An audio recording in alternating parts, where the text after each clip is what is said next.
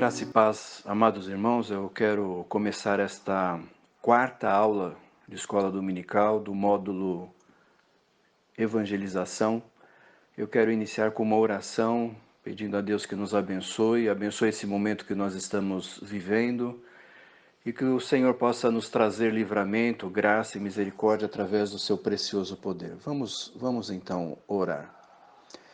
Pai amado, nós nos colocamos diante do teu altar, pedindo a Deus, em nome de Jesus, que o Senhor visite poderosamente a situação que nós estamos atravessando, ó Deus, através deste vírus e todas as consequências que isso tem trazido, ó Deus, à vida de cada indivíduo, das nossas famílias, da igreja, no mundo como um todo, Senhor, percebemos a situação e pedimos e clamamos pelo Teu livramento, pela Tua mão de poder, trazendo cura, trazendo restauração, trazendo, ó Deus, a oportunidade também para que as pessoas possam perceber as nossas limitações, a nossa finitude, as nossas fraquezas e que o Senhor possa apresentar, como nós temos colocado neste curso, ó Senhor, apresentar o Evangelho de boas novas para que conheçam ao Senhor dos Senhores, aquele que tem um nome acima de todos os nomes. Nós desejamos então, ó Deus, pedir a Tua bênção sobre os nossos irmãos que estão ouvindo esta aula, de um modo especial, que o Senhor possa honrá-los e abençoá-los também no desafio de continuar a sua edificação, a sua caminhada cristã, mesmo em meio a tribulações e turbulências que se apresentam diante de nós. É um ato de fé, Senhor, é um ato de ânimo, de coragem da Tua igreja, buscando em Ti, Senhor, o refúgio bem presente, sabendo que o Senhor conhece as nossas necessidades, o Senhor conhece tudo o que acontece em nossas vidas e por isso nós podemos descansar em Ti, Senhor, sabendo que o Teu poder e a Tua graça estão disponíveis a cada um de nós. Nós oramos então assim, ó Deus, em gratidão e pedindo que o Senhor nos abençoe e nos visite poderosamente. É a nossa oração que o fazemos em Cristo Jesus. Amém. Amém. Irmãos, eu quero agradecer a você pelo desejo de continuar a estudar, a buscar no Senhor e na sua palavra bendita, a orientação que vem do Senhor para a vida de nossa igreja, da IPI Paulo Silas. E nós pedimos que o Senhor possa edificar a sua vida de modo a que, tratados por Ele, por sua palavra, nós sejamos edificados, desafiados e capacitados a toda boa obra, conforme Paulo diz em Efésios, que nós sabemos que cada um de nós deve produzir boas obras para o reino de Deus, e a evangelização está intimamente ligada a essa questão. Então eu quero convidá-lo ao início dessa aula à leitura de dois textos na palavra de Deus. Nós vamos ler Romanos capítulo 10, versículo 15, e também vamos ler Isaías capítulo 52, verso 7. Romanos 10, 15 diz assim: Quão formosos são os pés dos que anunciam o Evangelho. É uma declaração tão linda de Paulo que é colocado para nós de um modo muito próprio, muito especial, e um clamor de Paulo em toda a sua teologia, em toda a sua formação dos textos bíblicos. Ele faz esse clamor diante de Deus, que nós possamos ter esses pés formosos que colocam-se diante de Deus para pregar o Evangelho. Isaías 52:7 é um versículo tão belo quanto o de Romanos, e eu diria que mais precioso ainda no seu conteúdo.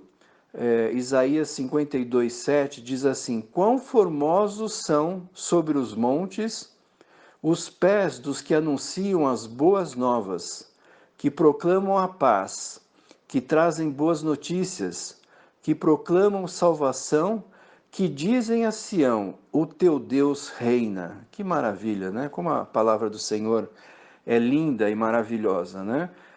Isaías está também proclamando as boas novas, né? Essa palavra que está aqui no Antigo Testamento, boas novas, é traduzida no Novo Testamento como evangelion, que quer dizer evangelho, que quer dizer boas novas. Então, por isso o profeta Isaías é o profeta do evangelho, é o profeta que anuncia também em sua mensagem profética as boas novas. E Paulo bebe dessa fonte, né? O texto que ele traz em Romanos tem como prenúncio, como base, como fundamento, esse texto do profeta Isaías. Então nós podemos perceber, fazendo um paralelo entre o Novo e o Antigo Testamento, que sempre foi propósito de Deus proclamar as boas novas de salvação para a humanidade. Eu tenho declarado várias vezes na escola dominical que a Bíblia é a história da salvação. Nós percebemos como Deus vai se revelando para mostrar à humanidade o desejo dele de levá-los a uma salvação e a uma conduta de plena intimidade com o próprio Deus.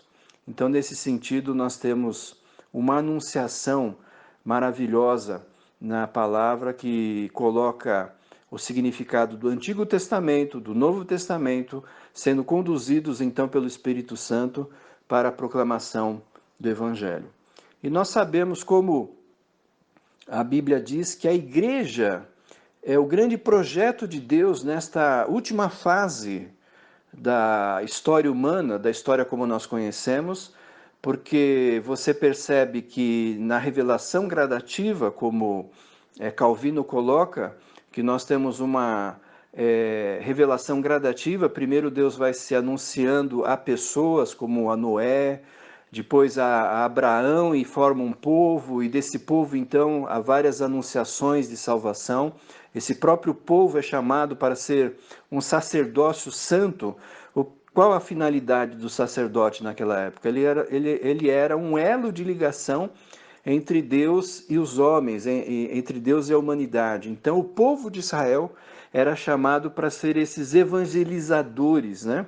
Como a gente percebe, então, toda a saga, toda a história dos reis, dos profetas e dos personagens bíblicos no Antigo Testamento, essa formação, você percebe que o Senhor vai construindo uma revelação e um prenúncio também da consumação da vinda de Jesus Cristo, né?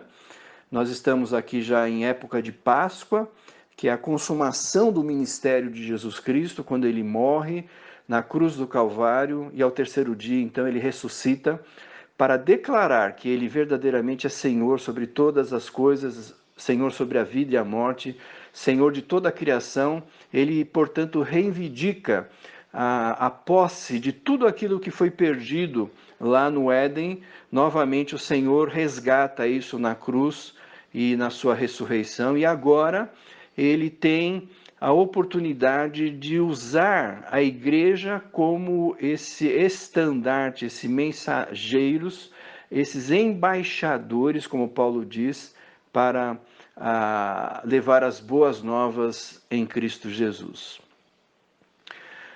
Tudo maravilhoso, tudo bendito, e eu creio que uma das coisas que nós temos que lembrar nesse momento, né, quando as pessoas, assim, membros de igrejas, né, que falam assim, mas eu já sei sobre evangelização. Novamente, um curso sobre evangelização, novamente estão falando sobre isso, né? Eu já fiz esses cursos, eu já sei tudo isso que está sendo dito. É possível que muitos já sabem de tudo isso que está sendo dito, mas eu estava ouvindo uma música essa semana de 1979, de Beto Guedes, alguns talvez conheçam, né? Beto Guedes era um cantor e compositor mineiro e fazia letras muito bonitas, né? Ele tem uma música que se chama Sol de Primavera, e uma parte da música que me chamou a atenção, né? Que diz assim: a lição sabemos de cor, só nos resta aprender. É interessante essa parte da música, né? Que ele fala: a lição sabemos de cor, só nos resta aprender. Às vezes nós já estamos tão saturados ou achamos que sabemos todas as coisas e não necessitamos mais de ser agregados em nada, porque já nos formamos nessa matéria, né? É interessante que Jesus enfrentou a mesma realidade na época dos discípulos com os senhores da lei, né, os doutores da lei. Eles sabiam muito das Escrituras, mas não sabiam como aplicá-la em suas vidas. E esse fato antagônico, esse paradoxo, né, de muito conhecimento e pouca prática, Jesus exemplifica muito bem que aqueles homens estavam extremamente cheios de conteúdos, mas a vida deles não expressava essa realidade de um modo claro. E eu lembrei desse refrão aqui da música, né?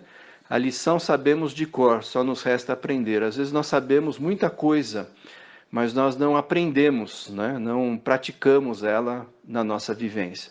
E isso é fundamental para que eu e você, como igreja, possamos verificar com consistência, com insistência, o quão fundamental é a importância da igreja na obra evangelizadora. Nós temos, amados irmãos, insistido na questão da importância da igreja na evangelização.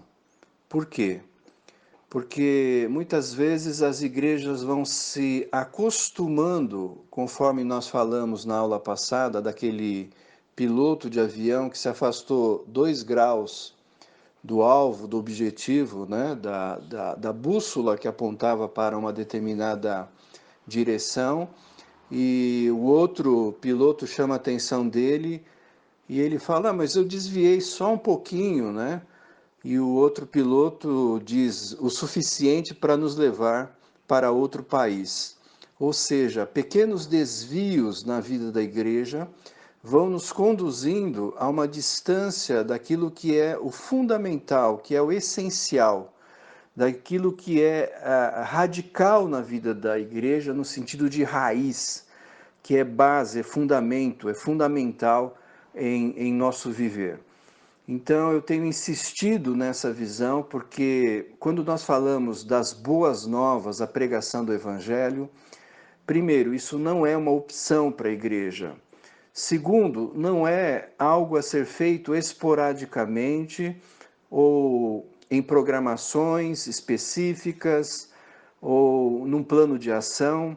Tudo isso é importante, mas tudo isso deve fazer parte de nós termos a consciência, como temos falado desde o ano passado, de ter uma cultura do reino de Deus, ou seja, tudo que nós fazemos, tudo que nós pensamos, tudo que nós estruturamos devem caminhar numa direção de viver o Evangelho.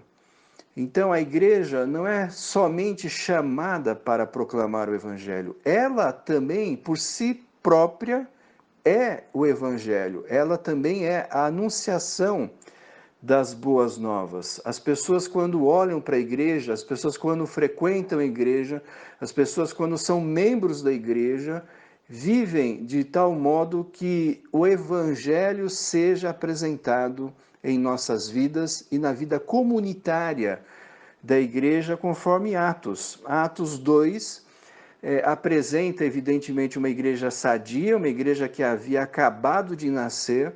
Então, nós temos um apogeu, nós temos uma expressão da vontade de Deus para a vida da igreja. E Atos 46, 2:46 diz: todos os dias, então não eram alguns dias, todos os dias continuavam a reunir-se no pátio do templo, partiam o pão em suas casas e juntos participavam das refeições com alegria e sinceridade de coração, louvando a Deus e tendo a simpatia de todo o povo, e o Senhor lhes acrescentava todos os dias os que iam sendo salvos. A própria igreja, então, era as boas novas. Ela não só proclamava, dizendo, falando, pregando, mas ela também era uma comunidade do Evangelho. Então, tudo que nós fazemos e o nosso viver também deve ser assim.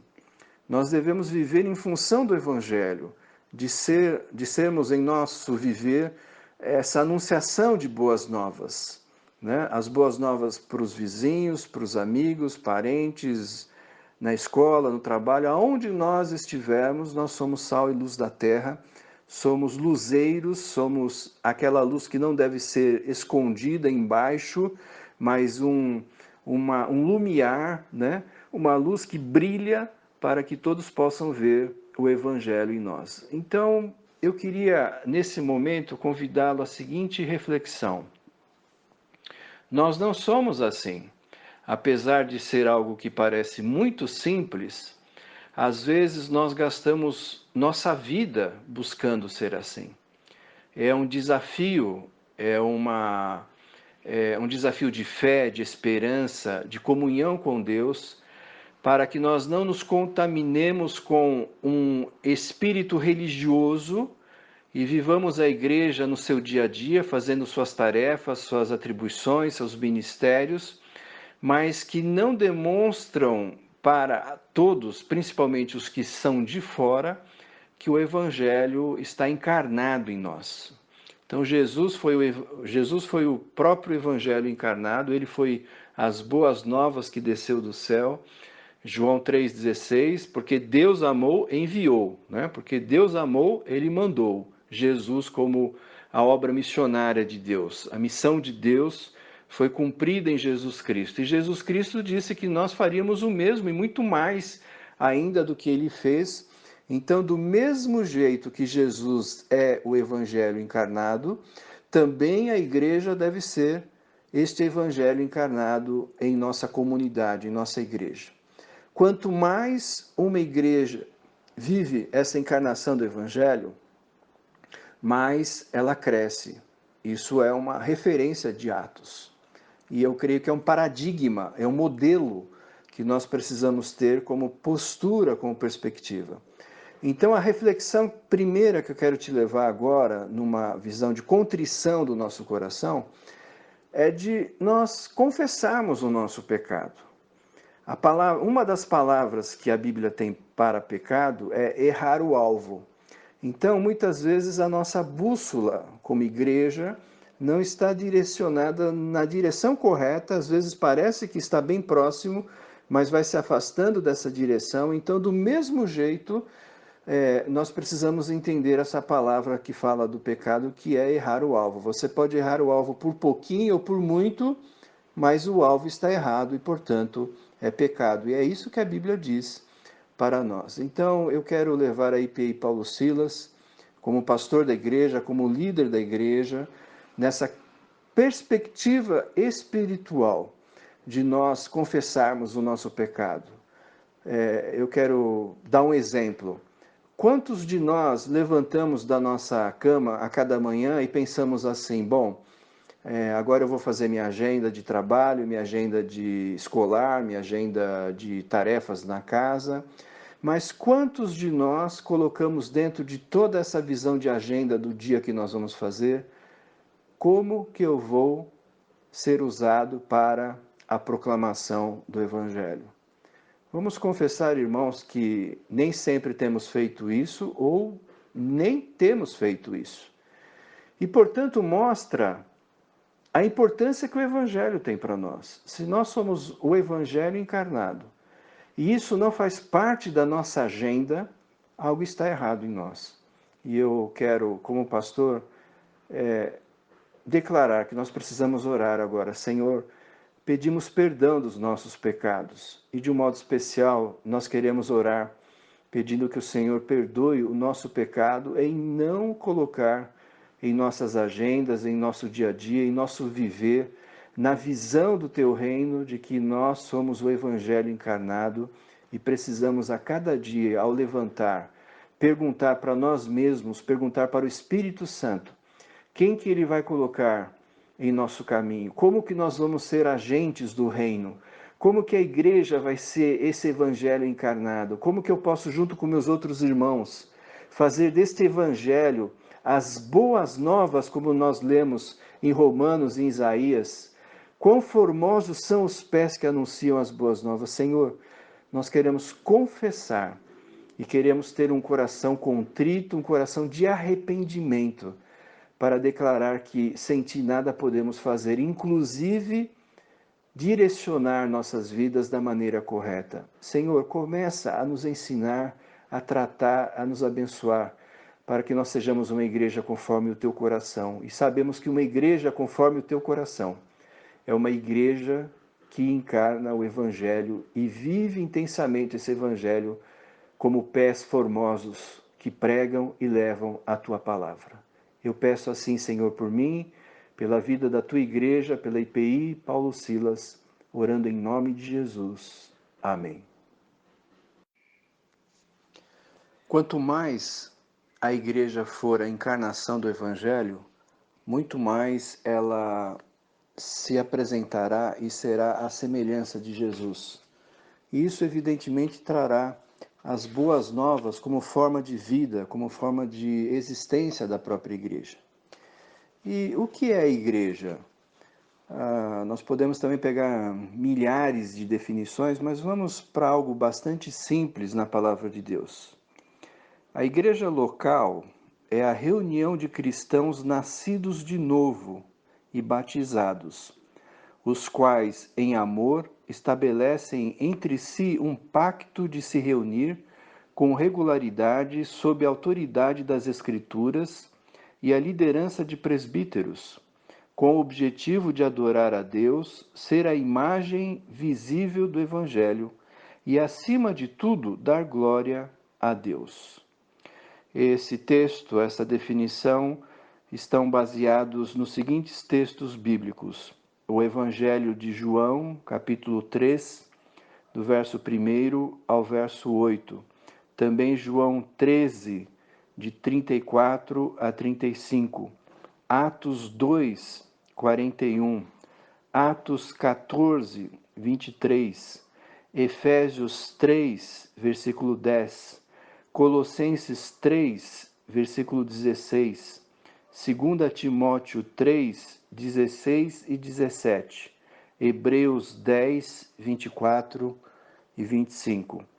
Nessa definição que nós colocamos do que é a igreja local, nós podemos perceber que é algo fundamental a nossa reunião, de estarmos juntos, mas juntos para ser e viver o Evangelho. Bom, definimos o que é a igreja. E o que a igreja faz? A igreja deve realizar apenas algumas coisas para ser igreja. As pessoas se reúnem com regularidade em torno do Evangelho, em amor, para ouvir a pregação da palavra, cantar, orar, contribuir e praticar os sacramentos do batismo e da ceia do Senhor. Os membros, as pessoas que estabeleceram esse pacto com Deus, que nós chamamos de salvação, cuidam em amor uns dos outros. 1 Coríntios 12, de 12 a 26. Até por meio da prática da disciplina eclesiástica, conforme diz Mateus 18, de 15 a 17. E qual a missão da igreja? A missão da igreja é o plano estratégico de Deus para a evangelização, com uma missão primordial: ir a todos os povos e fazer discípulos, ensinando-os a obedecer a tudo o que Jesus ordenou, incluindo-se a formação de novas igrejas. Mateus 28, 18 a 20. Nós podemos, então, entender que uma igreja saudável, uma igreja bíblica, ela busca uma coerência, um senso, uma importância, uma urgência em pregar o Evangelho. Nós precisamos, então, verificar que há momentos que falhamos nesse propósito e precisamos redirecionar nossa vida, nossas vidas, a vida coletiva como igreja. Quando que nós erramos? quando nós deixamos que as nossas mensagens, a mensagem da pessoa, a mensagem do meu ministério, a mensagem das atividades que eu faço na vida da igreja, a mensagem do que nós conversamos e buscamos como fundamento e prioridade, sejam a mensagem de falar do Evangelho e viver o Evangelho. Então, nós precisamos tomar esse cuidado de quando há uma interferência ou uma sobreposição ou uma alteração dos objetivos, dos fundamentos que Deus tem para a vida da igreja. Outro conceito errado que muitas vezes as igrejas cometem é o conceito de conversão. Cada vez mais estamos banalizando o conceito de conversão. Conversão é uma pessoa que estava no império da morte, destruída, estava sendo conduzida à morte eterna, sendo vendada com seus olhos fechados. Satanás era o senhor da sua vida, porque ele é o príncipe deste mundo, ele tem o poder de dominar as pessoas, e a conversão é ser levado ao Deus vivo de plena luz e que nos tira desse império da morte e nos leva e nos traz a plena luz, nos dando a companhia dele, a intimidade dele e nos dando também a companhia de outros que percebem a importância da salvação. Por isso, salvação não é um mero agregar à igreja local, não é um mero aceite, porque Jesus é muito bem visto e todos querem, de certo modo, as bênçãos e as orientações de Jesus. Mas a conversão é o se tornar uma nova criatura em Cristo. Não sou eu mais quem vivo, mas é Cristo que vive em mim. Ou seja, a minha personalidade, minha forma de ser, meu gosto, minhas ações, minhas decisões, todas elas, a partir da minha conversão, não são mais minhas, mas elas devem passar pelo crivo, pela orientação, pela condução de Jesus Cristo, nosso Senhor. Então, o conceito de conversão pode se tornar obscuro, indefinido e subjetivo. Ou seja, não cristãos são ensinados a pensar que são cristãos. E dessa forma, não cristãos se tornam membros de igrejas. Quando isso acontece, a igreja torna-se incapaz de praticar o evangelho verdadeiro e pleno, porque ela fica contaminada com uma visão que nós podemos conotar, declarar que é uma religiosidade, mas que não apresenta a expressão do poder de Deus que transformou vidas em Cristo Jesus. A membresia em muitas igrejas pode ser considerada opcional. Isso é muito comum hoje no Brasil. Mas nós não podemos amar pessoas que são teóricas e romantizadas. Nós temos que conhecer as pessoas, por isso que os sacramentos são fundamentais e são importantes. Porque os sacramentos deveriam ser uma forma de as pessoas verificarem com clareza que o batismo é sinal de agregação ao corpo de Cristo, a ser uma nova criatura em Cristo Jesus. E a mesa do Senhor é este renovo, esta renovação contínua, permanente, de estarmos na visão de ser igreja em Cristo Jesus. Então, os sacramentos são fundamentos do Evangelho, das boas novas. Quando eu participo do batismo, quando eu participo da mesa do Senhor, eu estou participando com clareza e com evidência, e devemos fazer assim, do Evangelho em Cristo Jesus. É muito comum nas igrejas quando não crentes podem receber inclusive posições de liderança na igreja.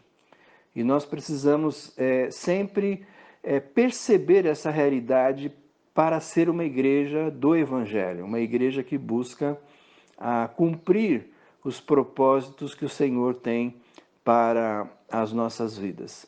Nós não podemos ser uma igreja como Juízes, capítulo 22 diz. Cada um faz o que quer, cada um faz o que gosta, cada um decide e opina por aquilo que lhe é do seu interesse, da sua visão. Mas nós temos que buscar, como Paulo diz em Coríntios, 1 Coríntios 1,10, rogo-vos que tenhais a mesma disposição mental. Então, nós não nos reunimos para ser indivíduos individuais. Nós nos reunimos para sermos um coletivo único, a unidade da igreja, por isso a expressão católica. A catolicidade da igreja é uma expressão de que demonstra que ela é única, é unida, ela tem um mesmo propósito. Esse é uma visão da palavra católica que se perdeu também na história da igreja, mas que nós precisamos resgatar, de ser essa expressão de unicidade. E essa unicidade deve ter o cabeça da igreja, que é Cristo, e entender que obedecer a Cristo, evidentemente, se faz numa ação prática, quando nós vivemos e proclamamos o Evangelho. Nessa visão da saúde da igreja, eu queria dar um exemplo para que isso seja bem prático para nós, nessa visão de aplicação do Evangelho na vida da igreja. Muitas vezes nós, em nossos dons, aptidões e ministérios, vamos sendo conduzidos a uma distorção dos propósitos, fundamentos e prioridades de Deus. Às vezes isso é sazonal, é temporário, porque é importante, é fundamental, é necessário ser feito isso. Mas quando isso continua por muito tempo, pode demonstrar que nós estamos, como eu disse, da bússola, nos afastando alguns graus e cada vez mais isso vai nos distanciando. E eu quero dar um exemplo do que a própria Bíblia diz desse fato na vida da igreja, conforme a Bíblia narra sobre a criação dos oficiais diáconos, dos diáconos e diaconisas que agem na vida da igreja. Eles, você lembra desse texto em Atos, surgem por um problema. As viúvas judias estavam recebendo bem as providências, os alimentos, né? Estavam sendo assistidas, mas as viúvas de origem grega, né, não tinham o mesmo cuidado. Então se percebeu que havia necessidade de reestruturar a igreja de modo que ela pudesse atender às ações que eram necessárias, mas não se desviar da situação básica, fundamental, primordial da vida da igreja. Eu vou ler apenas um texto, você pode ler todo esse capítulo e ver disso que nós acabamos de falar, mas Atos, capítulo 6, eu vou ler do verso 2 até o verso 4. Atos 6, de 2 a 4. Diz assim: não é correto que deixemos de pregar a palavra de Deus e sirvamos às mesas. Portanto, irmãos, escolhei dentre vós 7 homens de boa reputação, cheios do Espírito e de sabedoria, aos quais encarreguemos desse serviço. Mas nós nos devotaremos à oração e ao ministério da palavra. É interessante isso, porque não havia nada de errado de cuidar das viúvas. Só que essa não era uma tarefa que devia ser feita pelos discípulos, pelos presbíteros, pelos líderes da igreja, mas a estrutura da igreja deveria ser alterada para que outros também pudessem fazer isso e eles, os líderes, estivessem comprometidos, como diz o texto, ao ministério da oração e da palavra. E aqui, ministério da palavra não deve ser visto da maneira denominacional, quando é falado o ministério da palavra, como somente a ministração e a pregação do pastor. Aqui no contexto não é isso que se diz. a realidade do que está dizendo é que há líderes que devem se compenetrar e devem se colocar na prioridade de orar para que o evangelho seja proclamado e aconteça o que é traduzido por Ministério da Palavra como o querigma, a pregação, a proclamação, a divulgação do Evangelho. Então a igreja é uma comunidade querigmática, uma comunidade que prega o Evangelho. Inclusive os próprios diáconos fizeram assim, né? Se você percebe, o primeiro mártir da igreja é um diácono que vai falar de uma mensagem, uma pregação do Evangelho. Estevão prega o Evangelho de um modo tão claro, tão vivo, que ele é inclusive apedrejado pela radicalidade dos judeus que não aceitam a sua mensagem. Mas nós percebemos que esse texto de Atos mostra que Deus não quer que, por situações as quais acontecem na comunidade, a gente comece a simplesmente caminhar para uma direção esquecendo dos fundamentos e das prioridades que Deus tem. Então, a importância da visão da liderança da igreja, tanto presbíteros quanto diáconos e de cada membro da igreja, é que nós estejamos voltados para a prioridade de Deus em pregar o Evangelho. Nós devemos pregar o Evangelho através da palavra, através de nossos atos, através da comunhão de amor da igreja, através de ser uma comunidade que encarna o Evangelho, e assim fazendo, naturalmente, a igreja é proclamadora das boas novas do reino de Deus em Cristo Jesus, e ela, por si própria, é uma anunciação do reino, uma anunciação das boas novas, uma anunciação e uma apresentação do poder de Deus. Meus amados, o meu desejo nessa quarta aula é que nós continuemos na visão de que precisamos priorizar e buscar de todo o nosso coração, de todo o nosso entendimento, de toda a nossa alma, ser uma igreja conforme o coração de Deus, e uma igreja conforme o coração de Deus é uma igreja evangelizadora. Que eu e você possamos ter esse compromisso de fé e de vida para a honra e glória de Jesus, porque assim fazendo, verdadeiramente nós estamos amando a Jesus. Sereis meus amigos se fizerdes o que eu vos mando, diz Jesus. Jesus manda que nós sejamos esse evangelho vivo, Jesus manda que nós preguemos o evangelho, Jesus quer que nós sejamos verdadeiros amigos dele.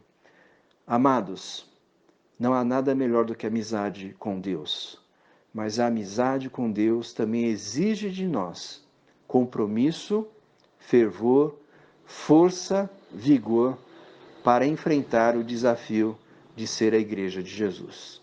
Que Deus nos abençoe nessa caminhada como IPI Paulo Silas.